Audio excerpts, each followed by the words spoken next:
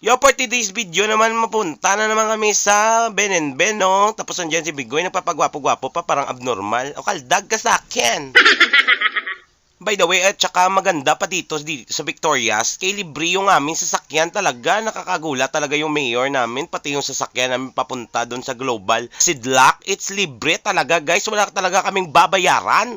Kaya salamat sa aming mayor na naglibre talaga ng sasakyan namin. Shout out talaga sa mga basher dyan na yung wala talaga silang sasakyan papunta doon. Mga hangag ka mga diputa ka mo. Nalalayuan daw sila doon sa Global Sidlak talaga. Kaya binigyan naman ng mayor ng sasakyan na libre. Ayan na mga hangag, may libre na kami nga sasakyan. Doon mga hangag ka mo.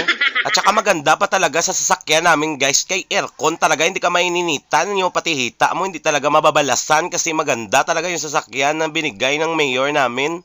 Ay, wala talaga akong masabi. Advantage pa talaga kung may putok ka kasi sisingaw talaga sa aircon. Ay, ambot na lang. Ganyan talaga kapag may putok kasi singaw sa aircon. Kaya sa sobrang excited ng pamangkin ko, nagkaldag ka sa akin.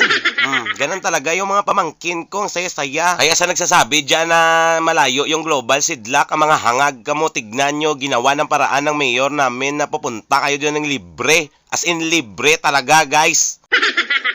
Ika nga, o ngayon may dahilan kung gusto mo laging merong paraan. Ayan, pinapakita sa akin ng pamangkin ko na magaling daw siya mag-ML. Parang hangag ka naman, Goy. Hindi ka naman marunong mag-ML. Paano tayo mag-1v1 yan? Hindi nga ako naglalaro niyan. Ayan, lumakad na yung sasakyan namin papuntang Sidlak Global City. Tamaan ko ka-excited, parang uutot pa yung kasama ko dito. At pagdating namin, guys, napawaw talaga kami, parang tutumbo yung heart ko papunta sa ibang planeta. Kasya dito ang buong chismosa diyan sa Victorias. Mga hangag mo. Tinanong ko yung pamangkin ko kung maganda talaga yung sinabi sa akin ng pamangkin ko. Kaldag ka sa akin! At pagkatapos na maglaboy namin ng mga pamangkin ko, sinundo ko yung mga kaibigan ko dito sa plaza namin kasi libre naman pakadto pakari kahit ilang ulit ka pang sasakay ng series talaga. Wala ka talagang babayaran kahit piso na yung pera mo, hindi talaga iiban sa bulsa mo. Ayan, tignan nyo sa likod para talaga sa mga Victoriahanon, yung bus na yan, wala nang ibang sasakay. Pero pwede rin yung mga pangayaw sumakay dyan. Kasi lahat naman makakasakay dyan ng libre. Ayan, si Clyde, pamain na lang. Mga diputa mo.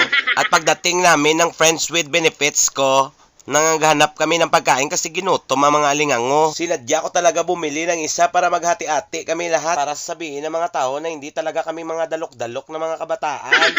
Kaya shout out dyan sa Joyful Tea. Ang sarap-sarap talaga ng tea nyo at saka shawarma nyo na binigay sa amin. Mwah! Ika nga, mas masarap talaga kapag libre. What a nice!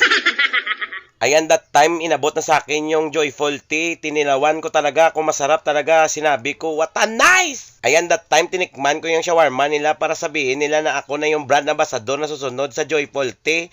Wala talaga akong masabi sa shawarma nila. Parang malilipong talaga ako sa sarap. What a nice!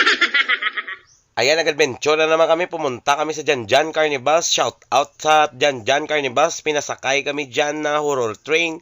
Horror na train pa. Mga diputa ka mo.